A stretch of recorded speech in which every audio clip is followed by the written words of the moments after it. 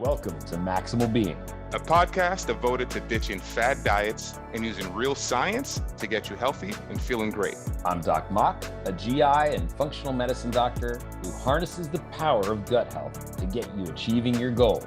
And I'm Jackie P., a well-informed layman who challenges the experts and asks the questions that you want. Don't forget to hit the subscribe button or leave a comment. And now, on to the show. Hello, Maximal Beings. It is I, Jackie P., your favorite layman. Hopefully I'm moving up the list. And I'm here with, of course, my co-hostess with the mostest, Doc Mock. How are you today, Doc Mock? I am good. I mean, the bile ducts here in Cleveland are just going crazy. We got to knock them back into shape. Oh, boy. I'm sure you have a full schedule ahead of you before you pack it up and head down to the Sunshine State. But with us, we have Emily Givler. She's a award-winning researcher, international speaker, and co-founder of Beyond Protocols. And I'm excited to have you, Emily. How are you today? I am doing fantastic. Thank you so much. I'm so excited to be here with both of you. Thank you. I'm happy to have you and hear what you got on your mind. I'm Jackie P. I'm your layman. I make sure that these two experts keep things on a normal level. No jargon, no, as I heard once today, nerd noise, air quoting, right? Want to make sure everyone understands what's being talked about. And Doc Mock? Well, I'm your nerd noise expert over here, so no promises, Jackie P. But I'm Doc Mock. I'm a therapeutic endoscopist, which is a gastroenterologist that deals with cancer. Maybe we're already getting jargony. And I'm also a functional medicine practitioner. Don't forget to hit the subscribe button, leave us a comment. We love to hear from you. Back to you, Jackie P. Paleo, keto, vegan, and carnivore. Maybe you've tried them all, but did you have success? Are you still doing that diet? Turns out there's not just one diet right for one particular person. By understanding how your body works and the relationship behind your body's workings and these diets, you can then approach the perfect plan for you. In the Perfect Human Diet course, we talk to you about your body's inner workings and the pros and cons of each plan. We discuss how our ancestors ate and have eaten, and lay a framework to tailoring a plan that is perfect for you.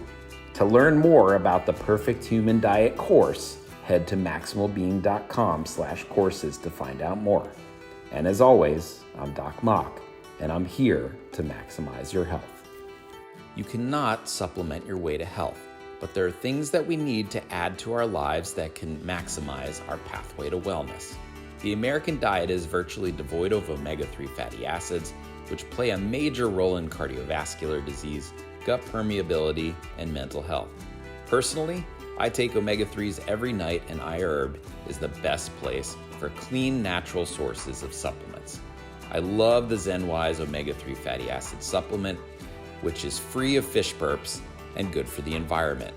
Head on over to maximalbeing.com/iHerb, that's IHERB, and enter the code B as in boy, D as in dog, B as in boy, 5528, and receive 10% off your orders for all supplements. Maximize your supplements with iHerb. Now, let's talk about, I know Doc Mock is excited because this is his jam. This is the cookie to the Cookie Monster, okay? So, Emily, you're here. So first, I think to help everyone know, your background, where you come from, let's have a little bit of an origin story, right? Your background, how you got into, functional and genetic nutrition, and, tell us a little bit about yourself. So my story starts, like so many other people in this field, with my own mysterious health challenges. So I started having chronic pain and chronic fatigue when I was 14, so not the most pleasant through my teen years. And I went through about 5 years being shuffled from doctor to doctor, specialist to specialist, and not getting any answers, different types of physical therapy, and just everything made me worse rather than better. So at 19, I ended up with a pretty good rheumatologist who diagnosed me with fibromyalgia, But in that same conversation where she gave me a label, which I really needed at that point, she also told me that I should plan on being disabled by the time I was 30 because of how young I was when it started and how quickly it seemed to be progressing. So her good news was that wouldn't shorten my lifespan or cause disfigurement, but the bad news was it was going to cause progressively worsening pain for the rest of that non-shortened, non-disfigured lifetime. And being disabled by 30 seems like a really bad plan to me. So that kind of shifted my focus into trying to go from getting a label to figuring out the underlying reason why I felt this way. Because fibromyalgia, especially 20 years ago when this was happening, was just, it felt like such a blanket, like, oh, it's medical shorthand for you're tired and you hurt all the time. But nobody could tell me why. And so I felt like I didn't have anything I could do about it. And functional nutrition and functional genetics especially really has allowed me to figure out why I felt the way I did, what I could do about it, what works for my body individually. So I turned 40 about 6 weeks ago, and I am not at all disabled. And I have about 1,000 times more energy than I had as a teenager. I have almost no pain, especially compared to how I was in my 20s. And functional nutrition and genetics has really been major drivers in getting me here. So it's, that's my origin story. Well, first off, I'd like to congratulate you for hitting 40 and not, going down the path that doctor told you were going to be. And you said, you know what? No, right? I'm going to take control of where I'm going to end up. So happy belated to you. Well, thank you. And I'm happy to hear that. So let's break down what it means on a layman's term. What does it mean? What is the difference between functional nutrition and functional, right? Like, because Doc Mock says it all the time, right? And some folks might be thinking, like, how is that different from like the traditional, right, path that's out there? So the traditional path, which we could sometimes think of maybe as medicine 1.0, is very focused on acute care. And there is 100% a time and a place for that model. But it doesn't necessarily translate fully or serve with chronically ill populations who are dealing with sometimes very different mechanisms than we see in that acute care model.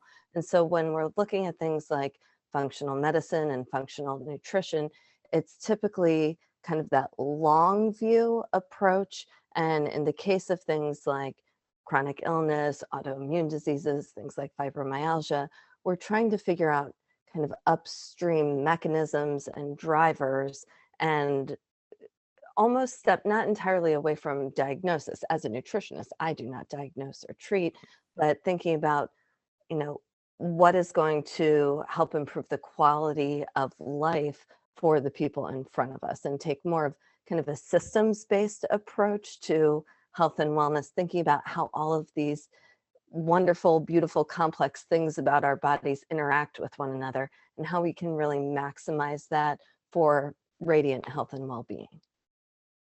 That's so well put. I mean, and I think that you hit the nail on the head with the fact that functional medicine looks at the person as a whole, right? The fact and the thought that our life stressors or the things that we can do to improve those stressors can impact our biological systems or even our genes is probably beyond a lot of the people that I work with. And it is truth, and there is science to back those things. So back to you, Jackie P. Good addition, Doc Mock. I know. I saw you over there. I saw in your eyes, you're just bubbling to add on. So Emily, so let's say I'm someone, I had a diagnosis of something, right? And how would I interact with you during my care? Do you work in tandem, right, with, a care team out of a hospital or a doctor's office? Walk us through what that looks like. So I'm a nutrition consultant. So I step in a number of different roles, but where I never am is as the primary. I don't do anything diagnostic. I don't do anything treatment based. I'm kind of a health detective because my big focus is on the functional genetic end of things. So most of the people who work with me have, like myself in my own history, kind of run the gamut, and they've explored a lot of different avenues to try to rebuild their health. Often they've been even doing a lot of functional medicine work, and the approaches that are working for other people are not necessarily working for them. And so often they turn to genetics to try to figure out what's a little bit atypical in their biochemistry. Why are we not seeing the same anticipated results that everyone else is getting? And a lot of times it can really help shine a light on kind of those shadowy areas in our health. So I often am working in conjunction with a treatment team that individuals are coming to me with. So I'm not affiliated with any particular hospital system or medical practice, but I work with practitioners across the country and internationally to help kind of find those missing pieces, find those really biochemical individuality spots that are often very influential in these complex chronic cases. People who are dealing with things like Lyme disease or autoimmunity or mold toxicity, those are or mast cell activation syndrome, some of these highly sensitive people who are really, in some cases, treatment resistant. Interesting. And what does that process look like? You know, do you do the takeaway method where you take away all the food you're eating, right? Is there testing done, right? Like, how do you know, because you said nutritional detective, right? So I'm imagining you with a, you know, you got the eyeglass and you're looking in, you know, so like, what does that look like? Well, there's a lot of saliva involved. So, so there's a couple of different pieces that I like to put in place with my clients. And the first is the genetic testing. And so this is where the saliva is going to come in. So genetic testing, at least the SNP testing that I do, which is different than a whole genome testing, that's a whole other beast. So with single nucleotide polymorphism testing, or SNP testing, you spit into a tube, you send your saliva off to a lab, and it's analyzed in the lab.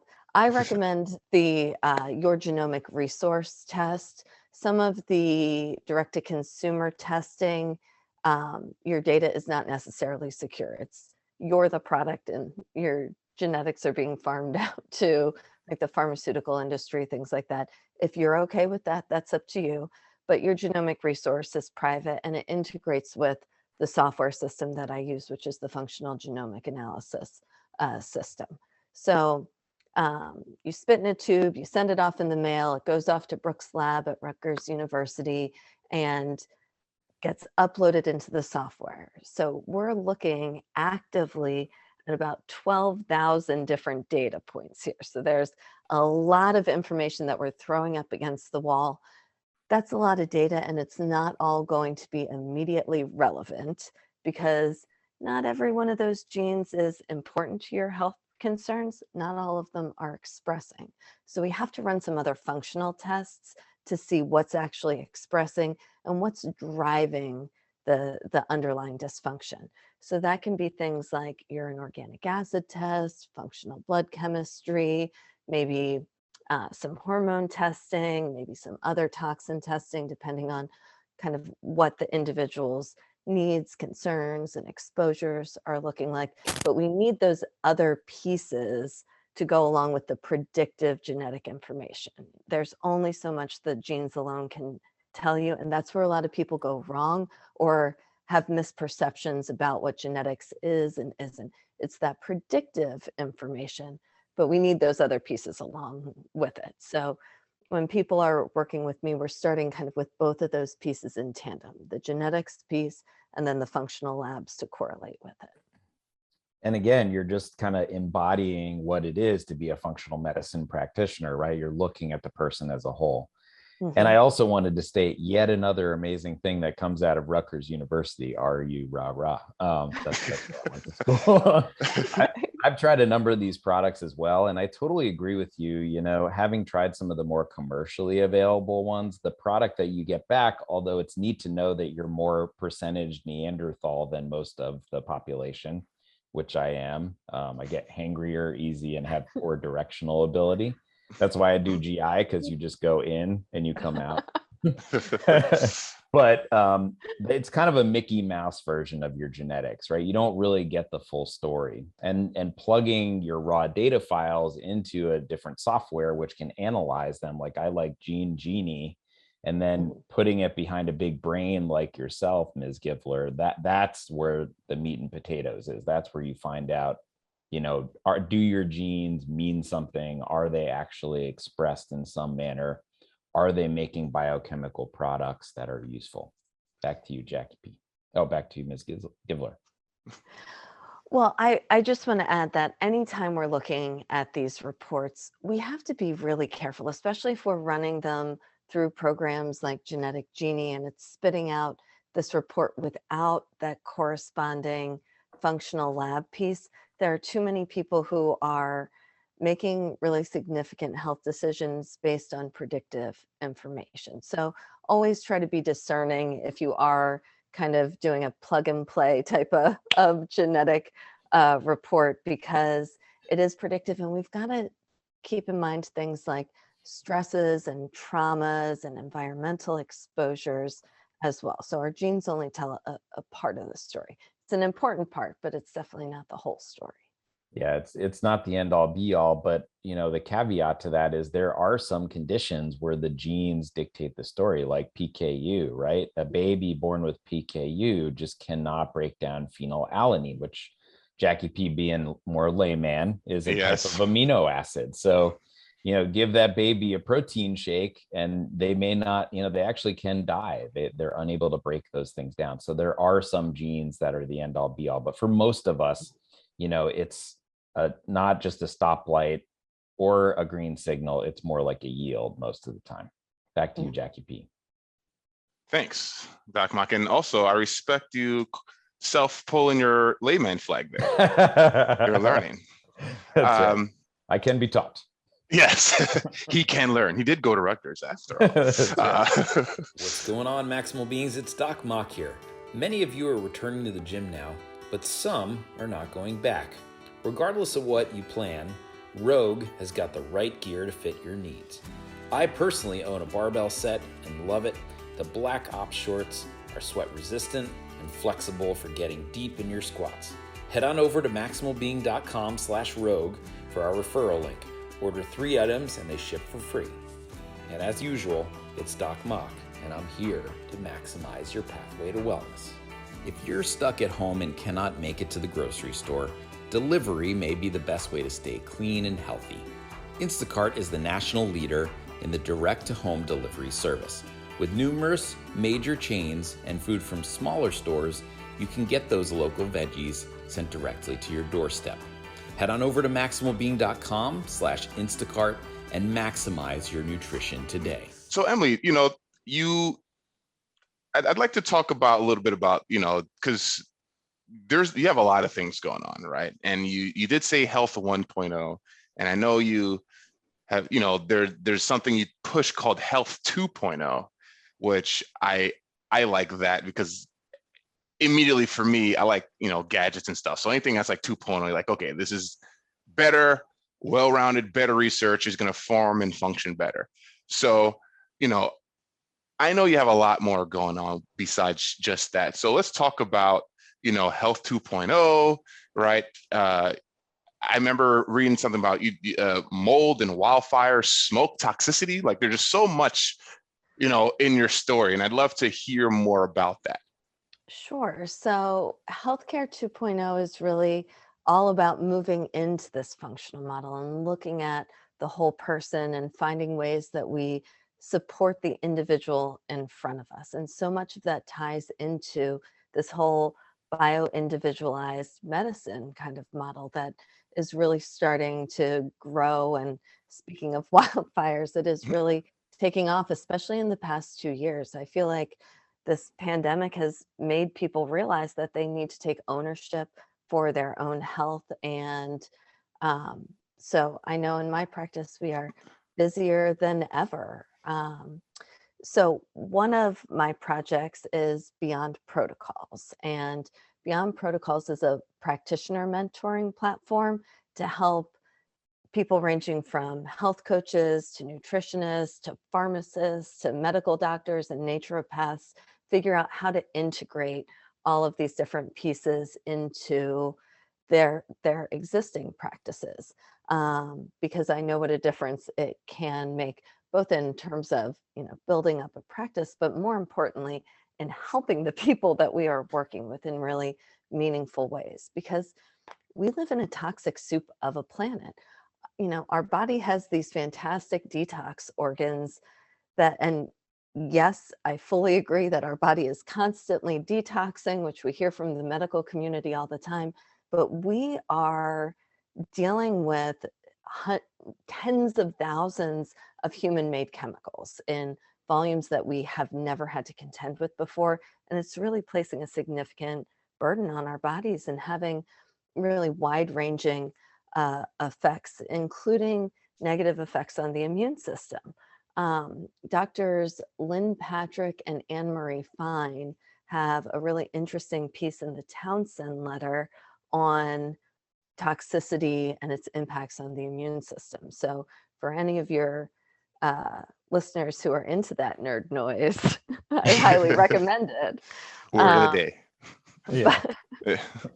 But it's, so if we can identify where these toxins are coming from, whether they are emotional stressors, whether they are traumas or environmental toxins, things like wildfire smoke, or things like mold toxicity, which is a really rampant problem, especially in certain regions of the country that are more vulnerable to things like flooding from hurricanes. There's really significant problems, and there's not enough practitioners out there who are really equipped to deal with them. And we want to change that. We want to help support each other and build up a community of practitioners in a wide variety of disciplines who know how to work together and help people regain their health. And I'm a big nerd, so research is a big part of that. So I have been very fortunate in the past couple of years to do a deep dive research review with two really fantastic colleagues, Drs. Neil Nathan and Beth O'Hara. So what we did was a dive into the published research on mycotoxin detoxification in humans, which is a limited amount of research. Veterinary medicine, robust amount of research, but we haven't looked that much in people. So we combed through every study we could find, and we were able to really map out the different routes that mycotoxins from mold leave the body. And we found some really glaring gaps in what we as a practitioner community have been doing to support people who are mold sick. So recently, I'm going to give a self plug. I put together a precision mycotoxin detox system, both a guide and a course to help primarily practitioners. It's probably too much nerd noise for the lay person, but for practitioners who, especially if you're working with mold sick people, to help facilitate more effective detox protocols. So lots of stuff going on. Yeah, I mean, you have yourself a full plate and then some. So, I mean, I deduced, but just in case there's some folks that may have missed it, I'm gonna have to pull my layman card. You said mycotoxin a lot, right? And then you also, which I forgot the term, the type of research that you said that we were lacking.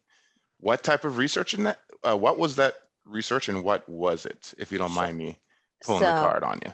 No, please do. So mycotoxins are produced by mold spores. So they're the non-living toxic metabolic byproduct that mold makes. So if you're in a room with mold, or if you have colonized mold growing in your body, it's making mycotoxins.